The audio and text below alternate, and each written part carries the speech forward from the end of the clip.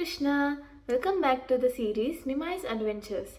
Today we are going to read chapter 6 Cheeky Pranks on the Residents of Navadipa. As Mali walked through the forest, he stumbled upon a bright blue bird sitting on a tree branch above the lake. The bird was doing some sort of puja and clapping his feathered wings together as he closed his eyes in prayer. Beside him was a small deity of Gopala, a water pot, and a cup of water for purification. Knowing that some birds prey on little mice like him, Mali was slightly anxious to go any closer. The blue bird opened one eye as Mali backed away and spotted him. Calling out in a stern, deep voice, he said, "Who are you and why are you in my sacred space?" "Please do not eat me," Mali stuttered, as fear built up in his tiny body. Seeing Mali tremble in fear of him, the bird threw his head back and gave a loud laugh. "Eat you?" he shrieked. "Do you not know who I am, little mouse? I am Braja, the Brahmana, and the head pujari of Navadvipa. You don't even have Achamana water to purify yourself, so I would not even touch you. Forget about eating you. Brahmanas do not eat meat, so you have nothing to fear." Somewhat relieved at hearing this, Mali slowly inched forward. "My friend Sandesh told me that you are on your way to meet me, to hear more about Nimai's childhood pastimes," the bird explained. Mali nodded in enthusiasm, eagerly waiting for the next story to begin.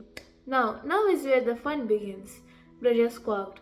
"Before I start, please come and help me finish the worship of my Gopala deity. As soon as it is finished, we can begin the story."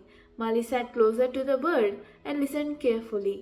He was taught how to offer a lamp and a small bowl of fruit to the deity. Mali had never done this before, so he was very curious and excited. He was also taught how to fan the deity to keep him cool in the summer's heat. Once he was finished, he sat down and felt very accomplished. "Well, there you go, Mali. You have done your first puja ever, and to Gopala. Maybe one day you can become a pujari here in Navadvipa. Now let's begin the pastime, shall we? I will tell you how the demigods and little Nimai used to play pranks on the residents of Navadvipa. Sit down and get comfortable. You're in for a real treat," Braja squealed. The days following little Nimai's arrival in Nadia brought a fresh wave of happiness and excitement all around. Nimai's parents were blissful with their sweet new baby, and Visharup lovingly played with his baby brother. The neighbors walked around Nimai's house, chanting prayers for the baby's protection so that nothing bad would ever happen to him. While all this was happening in the land of Navadvipa, the demigods in the heavens were watching from above. They were equally as joyous about the appearance of their beloved little baby Nimai. To create more excitement in Nadia, the demigods cheekily decided to play some pranks on the people who always surrounded little Nimai. One such demigod decided to become a shadow. He quickly moved around Nimai's house as a dark figure. When he passed by in a blur, everyone thought he was a thief and started shouting, "Thief! Thief!" The demigods laughed loudly to themselves, seeing the fun. Even when Nimai was a small baby, he used to play pranks on his mothers and the ladies of the village. When he was briefly left alone in a room, Nimai would pour butter, ghee, and milk on the floor, creating a big mess.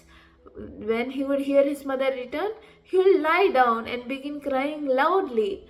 Mother Sachi became greatly confused by seeing the dirty floor upon entering the room her son was kept in.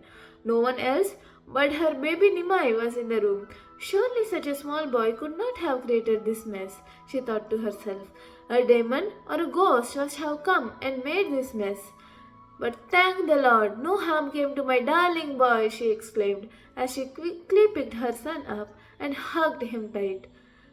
In this way, Nimai began his mysterious childhood pastimes that would charm the whole world. Hearing the pastimes of his pranks, Mali laughed and laughed until his small belly ached. He was growing more and more attached to his daughter Nimai and his adventurous pastimes. "Thank you so much, Braja the Brahmana, for telling me these precious stories. Please tell me one more story before I have to carry on in my journey." Braja agreed to Mali's request and told Mali that he would tell him a new story as soon as he finished chanting his special mantras. Krishna Chaitanya ki Jai! Join us tomorrow to see what Mali